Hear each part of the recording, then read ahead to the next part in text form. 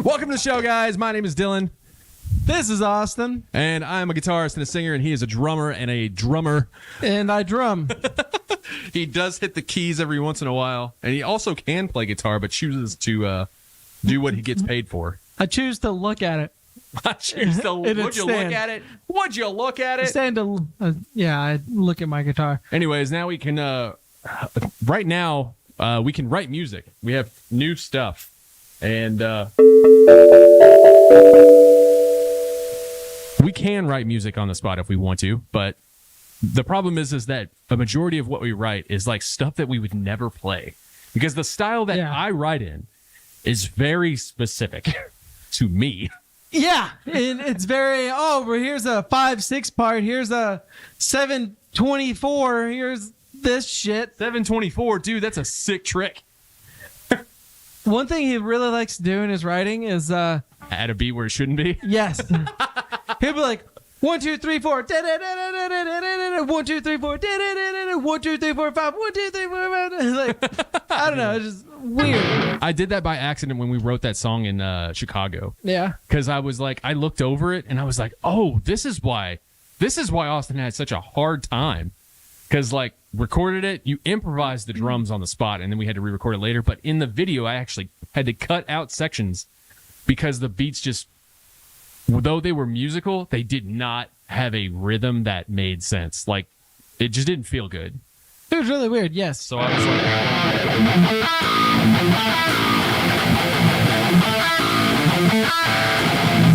It's like, dun, dun, dun, dun, dun, and that was normal, but I added an extra beat. So it's...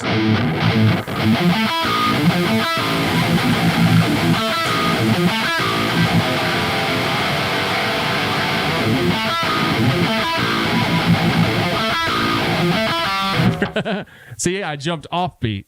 Yeah, and I labeled that one as Dylan Tries to Kill Me. It was so fun, though. It was the most fun. It was really sick. Like, we'd set up, besides the setup of it was god awful. But we were in Chicago and we went to a whatever fountain that was. The Birmingham Fountain. Yeah. Because the song's name is actually called the Birmingham Breakdown. So we took my drum set and his guitar stuff and we lugged it so far. You would not think it was the closest that you could get a car to that fountain. We could not find a closer spot. Like, we had to pick up all the gear, move it like 100 feet in front of us, drop it, and then one person watch it and then just keep funneling gear over. And some dude, they had those guys that were on the little bikes that you sit in and they ride you around. Dylan went and asked him, like, how much for you to help us carry this drum stuff over here? Yes. He said like $40, and we were like, fuck that. It was way more. I think it was $40, but it was literally like, I think he told me 40. Yeah. it was like 100 feet. That was it. $20 I would have paid it. Yes, because, like, dude, I remember we went. So let's explain that story from the beginning, kind of. I mean, when it comes to that part, we just lugged it. You know, we got there, dropped it off, did our video shoot, got a lot of people looking at us. I mean, there was photographers and everything around there because Birmingham Fountain is one of the biggest. A lot of weddings, too. A lot of weddings. There's like 3 or 4 weddings. They're all in the background of our videos. If you want to see that video, it's on our page. Please subscribe, by the way, because you know you want to. Yes. At least I want him to. Anyways, we go to the Birmingham. We'll start with the beginning of the story first. Where were we intending to go? We intended to go somewhere. Didn't we? Yeah. I think we were supposed to go somewhere, and maybe like the flights got booked or something. Yeah. And we just decided we were going to take a day trip to Chicago and write a song. It was 5 hours because we were planning on taking the 3 days to go do anything anyways. Like, we were just like, okay, we want to go to, I really don't remember where we were trying to go. Neither. But we were trying to go somewhere. Most likely it was New York because it's our favorite place to go. And then everything got booked. Couldn't get out that way. Couldn't fly anyways. And we just, I just remember going, man, you just want to go to like Chicago and see if we can write a song in a day. I don't know if you said it or I said it. I think it was me. I think it probably was. And I was just like, let's just go to Chicago, see if we can write a song in a day and then come back. And we ended up doing that. which was insane. But we were in a Starbucks for like 4 hours yes, writing we a were. song. For 4 hours. So we go to we come out of the airport, go to the truck. As we're going to the truck, I said, let's do that. We go to pick up your drum set. I don't know if it was at my house. I don't think it was. We picked up your drum set. Yeah, we went to my house and I think we tore it down. We took and then We were at the airport and then we had to drive. Like we weren't able to fly, and then we went and thought of that and got all of our stuff. Yeah. Yeah. So we went to your house, picked up everything that you had, and it was funny because your parents were like, "Hey, what are you doing? Where are you going?" And you were like, "I'm going to Chicago. I love you." And it's like, what? And it was just funny Happens a because lot. we got so lucky on a bunch of, I shouldn't say super lucky on a bunch of spots, but we got really lucky that your drum set fit under my cover. Yes. I have a tonneau cover that's rollable. Barely And fit. It barely fit. It could close completely with his drum set, bass drum in its case in my bed, which is so good to know for future things. We got to do that again. Yeah, for sure. And so we pick up his stuff. We go back, pick up my laptop. I think I might have already had it. Pick up my guitar, which was this one, which I just gotten. That's why I was writing 7-string stuff. And go to Chicago, check the entire thing out. I see the Bean for the first time. We start filming because we were really into filming vlogging specifically. We did vlog that. Every major trip we've done, we've vlogged. We need to do New York again. Have to. I know. Dude, I had a director's cut. I don't have it anymore. I know I deleted it, but there's a version of the New York trip that is 25 minutes long. There's another version that is an hour and a half. Yep. And it was just extra of everything. But I don't think I ever exported it. I didn't finish it. Yeah. But I did cut it down to all the way to that. Anyways, so we go all the way to Chicago. Takes 5 hours to get there. And then I don't remember where we went. Where did we stay? We stayed in somewhere like sketch as fuck. Yeah, it was a Red Roof Inn. It was a Red Roof Inn in the middle of a neighborhood. Yeah, I do remember that. It was weird. Was that the same trip as the lights and all that stuff? No, it was a Red Roof Inn. Okay, no, I'm thinking of Houston. It's when I went to Houston. The Red Roof Inn was when we went to like a back alley.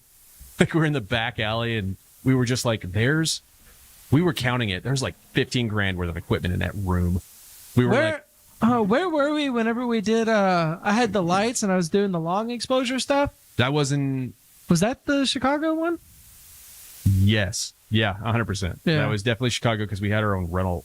No, I had my truck. Yeah, because we had to. Yeah. We had your truck and I had those lights, and we also had all my drums, I guess. We had stayed there that night, stayed at a Red Roof. And then I had my lights and we were doing the long exposure outside. Which the long exposure was really cool. We couldn't get it to get like a super crisp image because I just can't stand still enough. Yeah. You have to be extremely still, or you take a picture without the person and with the person. Yeah. Oh yeah. Like you have to just photo edit that kind of look.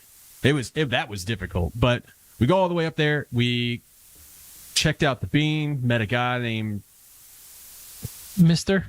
I can't remember. He was the dude who was like, his whole job is filming wedding.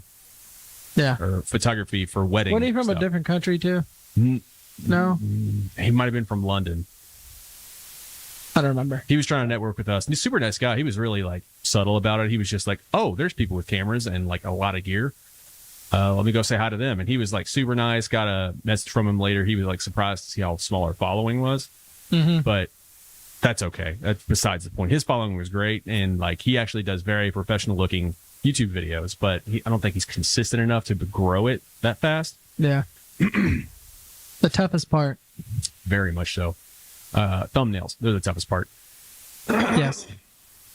Anyways, so we go up there, we meet that guy, go to the Bean, and then we scout for locations. I know that we had no plan. We had no plan of like where are we going to go? Nope. Zero plan at all to do anything really. And we saw the fountain because I was just like, that's huge. Okay, let's go up here. And what we usually do when we go to cities specifically is we will explore the entire city to find either shot locations or to vlog. And we found some pretty rough areas. Yeah. Like that, dude, that long alleyway that was like under the tram. That Yeah, was just that- garbage everywhere. Garbage everywhere. That part was a little disgusting. And if we would have been there at night, a whole different story. There's a reason why we didn't. So we hung out there for the day, and then we went and got some like pizza from it was like Chicago style pizza because we had to. And then we found the rich area by accident. I don't Because even went to remember your- that. We went to your Chicago shoes place or whatever it was. Oh, yeah. The very expensive shoe stores that everyone is these It was days. right, and it was in the very expensive district. We walked around there, and then we walked out, and like we were like, "Whoa, there's like really high dollar shops here." And not only that, the road's really nice, and like everything's clean. Do you remember a lot about that trip more than I do? That's because you've been all over the fucking U.S. Yours is a blur. Eventually, so we took the tram because we take a tram on every single one we go to. If the tram's available, we'll take it. Always. Got us from down kind of like midtown Chicago to more uptown towards that rich area right next to the beach. I do remember us struggling to get on that because we had to have the phone app with Yeah, whatever on like it. a metro, Yeah. like some metro thing that was. I do remember that part. And then after we get through the metro thing, and we get on, we were like, dude, it was dense. I was surprised at how many people were on it in the middle of the day, in the middle of the week. It was like a very bizarre thing. And then I was surprised at like,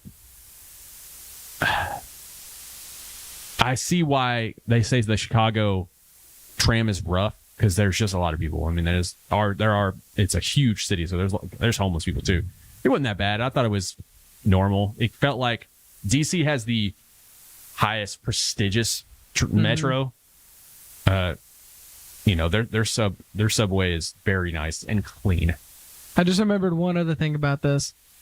It was like just out of pure coincidence that we went to Chicago the same weekend as Riot Fest. Oh, yeah. And we didn't go to Riot Fest. That's why we were struggling to find a good place to stay. Because a lot of people were there for Riot Fest and all the good hotels were booked. Yeah, they were booked everywhere. We didn't care. Trust me when I say we are not picky when it comes to hotels. The cheapest is the best. Yes. I don't care if you can stay in a hostel, which people are really nice. I don't in a mind hostel. hostels at all. Hostels are great. The LA and the New York ones were great. Even the Giorgio Hotel, and the Giorgio Hotel was not that nice. I was like looking at it, and then we went to that 802, local 802 or whatever.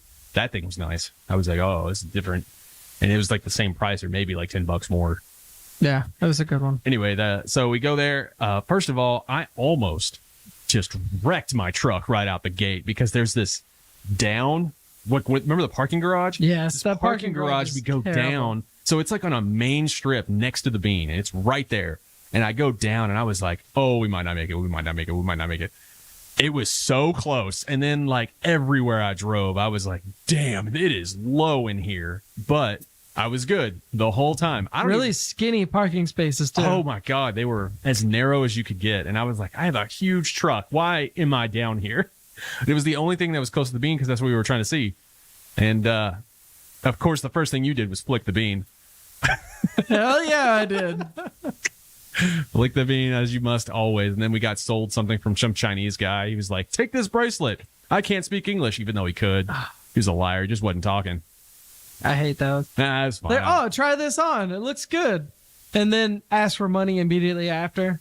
Yeah. Do you remember the guys in L.A. when we were on the Star, the Hollywood Walk? Yep. And they were like, "Oh man, look at this CD! Look at this CD! It's your CD, man! Look at that! Look, I'll even sign it for you. What's your name?" He puts my own name on it. I was like, "Thanks, man." He's like, "Yeah, that'll be like, what was it, like $5?" Something like I that. was like, "Dude, I'm not paying for this. You're giving it to me." And he was Yeah. like, "Oh man, I can't be doing that." He took it right out of my hand. I was like, You're not gonna hustle me into paying you money when I literally, clearly don't want this." Yeah, like anyone from LA that has like walked by the hall of like the Walk of Fame, you know that they probably swarm that place. You've probably dealt with them many times, but it was just such bullshit because they act like it's, oh, Free. here's your CD. Like, I want you to listen to this. Go listen to it. Listen to my music. Yeah. It's like, okay, cool, yeah, I'll give it a listen. And then immediately is like, pay me right now. Pay me right now. But it was like You took physical it straight CDs. from your hands. Yeah, and I was like, "Oh man, I don't trust me. I will throw this thing straight on the ground right now." Which makes no sense to me. He's trying to make $1 off of like his music. I get it. And he's trying to like sell CDs that are like, they were blank CDs. Yeah. You know, they were blank CDs that were burned on. So that was like, I was like, okay, this is just a normal CD and you're going to sign something I don't want because I don't know who you are. I'm visiting. You're in my face. Get out of my face, please. And then I'm just like, they're streaming music everywhere now. Just stream it. Like, Yeah. give me a card with your QR code is way more likely to buy it then. And then I talked to one guy who was actually like, he was down in the subways of New York. Matt, do you remember that? We were in the subway in New York and we actually found, it was either New York or LA, where I actually, that sounded gross. I thought you actually fell, like I thought you were falling through the floor. Anyways, we go through a subway and this guy comes up to me and he's trying to sell music too, but he was being super respectful about it. Yeah. And he was like, you know, it's like, it's $2, man. You know, you don't have to buy anything, but here's my Spotify thing if you want to listen to it. And I took it from him and I was like, you know what, I'll buy a CD. I was like, you were not like abrasive and I like the way you are. You're not trying to like force sell me something. Yeah. Nice guy. I think I listened to his song and I was like, yeah, it's pretty decent. And that's what that was. That was it. But anyway, we park down there in the parking lot and I'm like terrified that we're going to lose all our shit because we got $15,000 worth of stuff in the car. And we had so much. That's literally insane that we had that much. And it was just, someone could have just gotten a knife and got. Yeah. 2 cameras. It was like my A7S III, I don't even know if you brought your camera.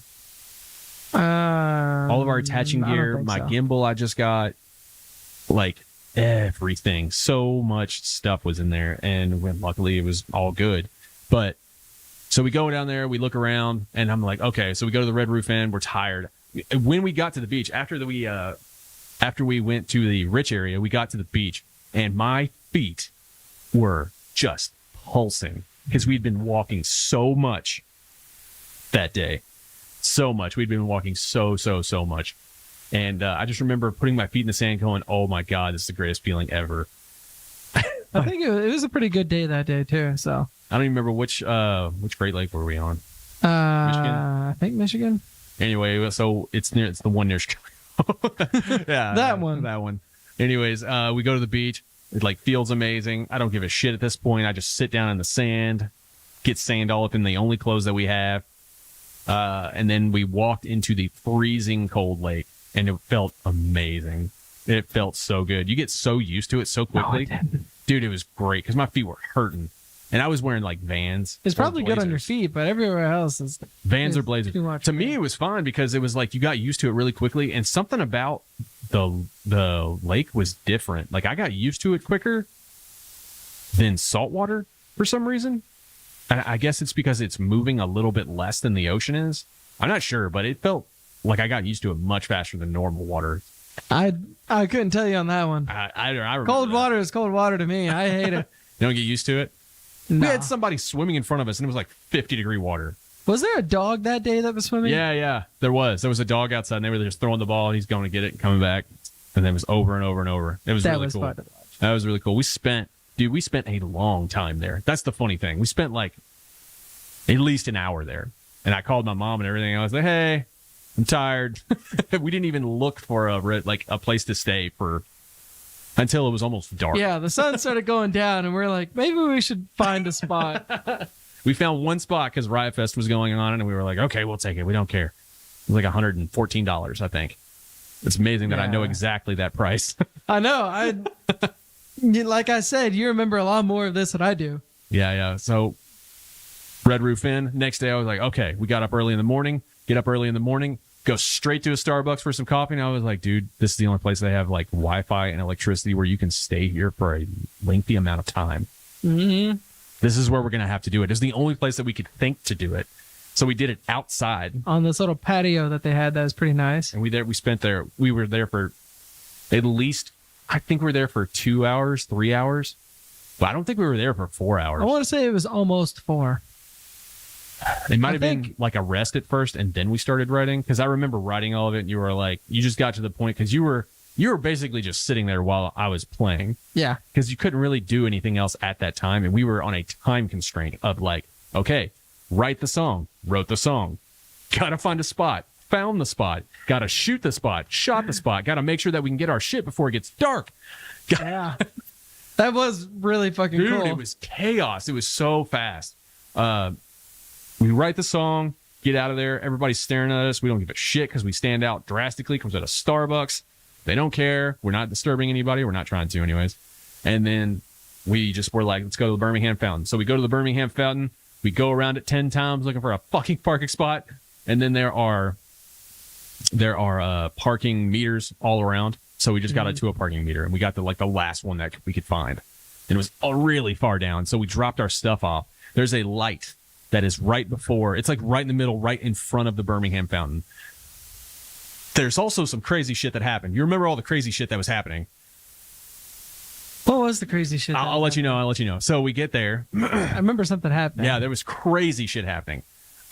We get there, park. Actually, I parked in front of the light, like literally street light. And I was like, I'm going to get off right here. I'm just going to pull over. I'm just going to do it. Pull off, and we unload. And I was just like, good luck, Austin. Now you remember. Yes. Don't worry about it.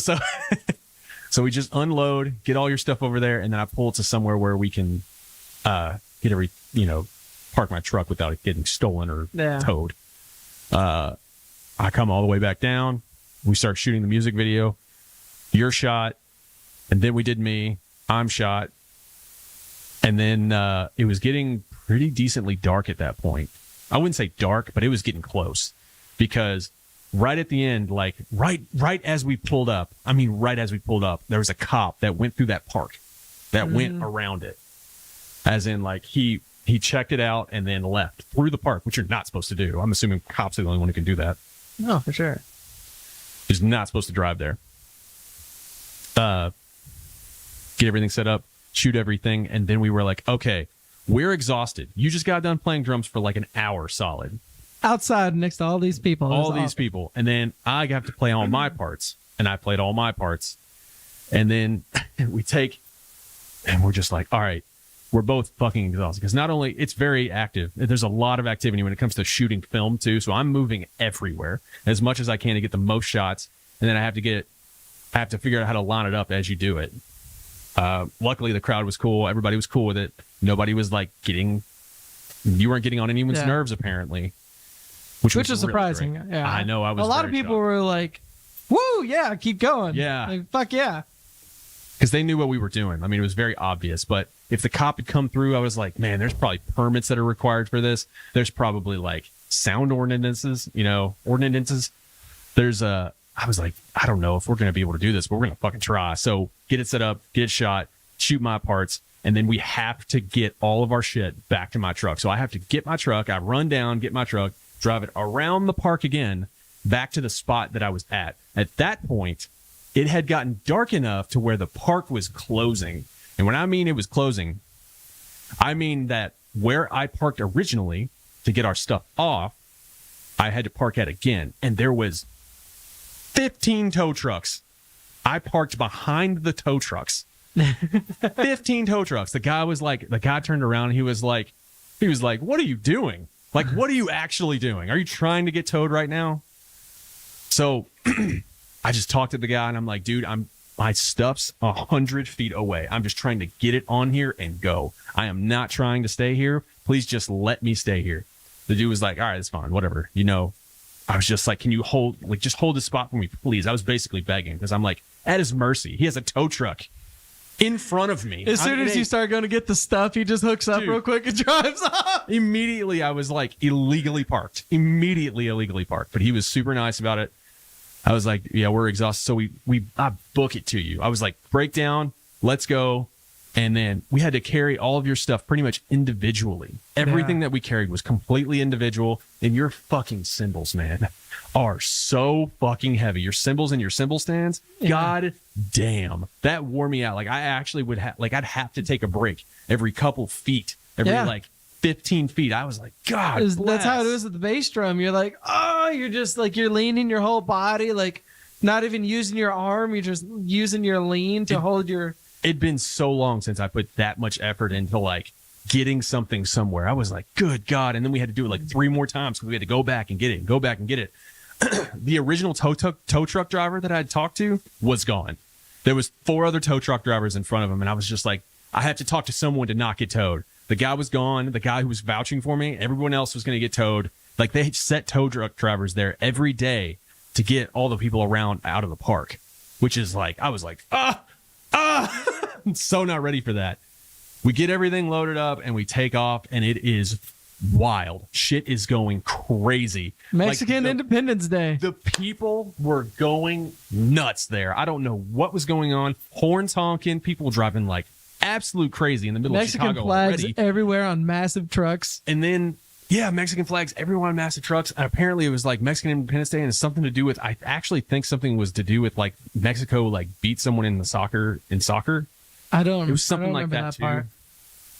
And dude, it was nuts. It was so crazy. People were honking, driving as dangerously as they possibly could. There were thousands of people everywhere. I guess maybe like the fest had like come to a close, but there was suddenly a ton of cars. Mm-hmm. And Chicago has narrow roads in that area. So I like, we just witnessed a car crash. I forgot about that. Tesla. Yeah. Totally I was forgot about literally that. just about to say it. The Tesla that got like hit and run. It was hitting the rear end, and then that had to happen. And then I had to drive in this big truck through all this. And we saw a Ferrari F12. I forgot about that. Yeah. My fucking dream car was in my sight, and I felt like kind of bad because I was like, this guy probably thinks I'm trying to mug him. He got in the middle of the road and took I photos. was like, I got you. It's my favorite car. I've never seen one. And we get out. We get out of there, and it's like we're exhausted, and we still got to drive 5 hours to get home. And then we get hit with every toll in the world. I didn't know how many tolls there were in Chicago. Chicago's Good God. terrible I with it. probably spent $20 just in tolls. I would say probably around there. God. And so after all that, we shoot everything, spend all the time that we spent there, and then as Mexican Independence Day just goes nuts. People are going crazy. We leave, get on the road, and then we hit a gas station where we just had to, this is the last part of the story, we just had to get some like food and gas. Like that was it. And we get down there. We man. got Smoothie King. Oh, we did. That was the first time we got Smoothie King. Yeah. I forgot about that one. That's another part. Okay, we'll give that one. Smoothie King was like a blessing. We'd driven for like 3.5 hours, tired, had like both super exhausted. We got medium Smoothie King smoothies, and it was literally perfect. It hit the spot, the absolute spot. Like we could not stop. Best smoothie at that moment. That it was perfect. It was so good. I was like, Smoothie King is the best thing that's ever existed. Ever existed. We were like, what, 20, 30 minutes before close? Yeah, Something like like that. We just made it, and I was like, let's just try this. And I was like, all right, cool.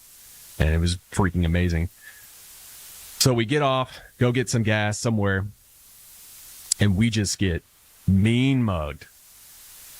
Oh, Do you remember that? Yeah.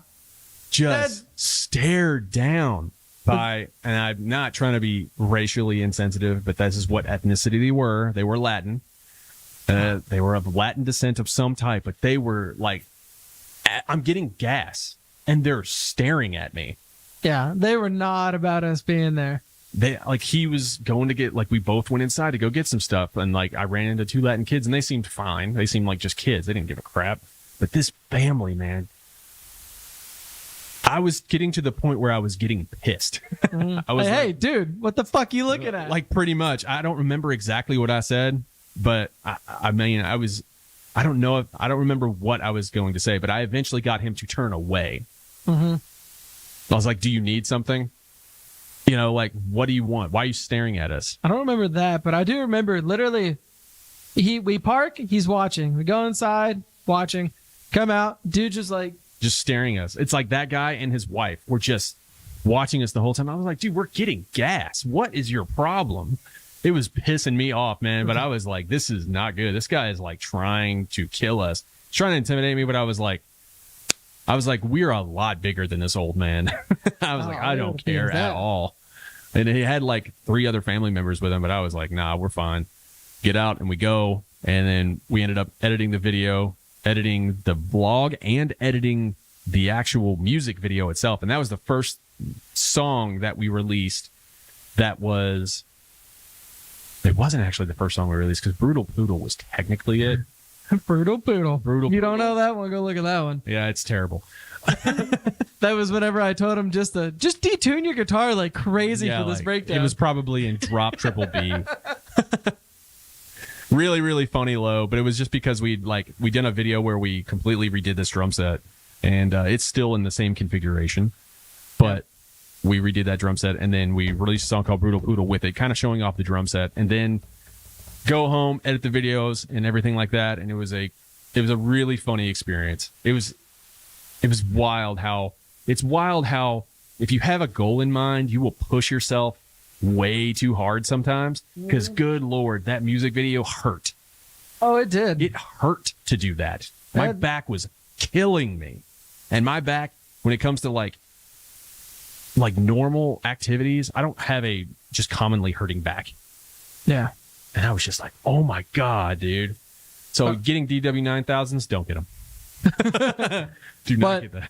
I do think like the task that we put on ourselves was like to this day, thinking back then, like we're gonna drive 5-6 hours, we're gonna write a song and film the music video for it in a day, and then we actually did it. Yeah, I that was couldn't so believe cool. it. Couldn't believe that we did it, honestly. And we drove back, I think, in a day, because we only spent one day.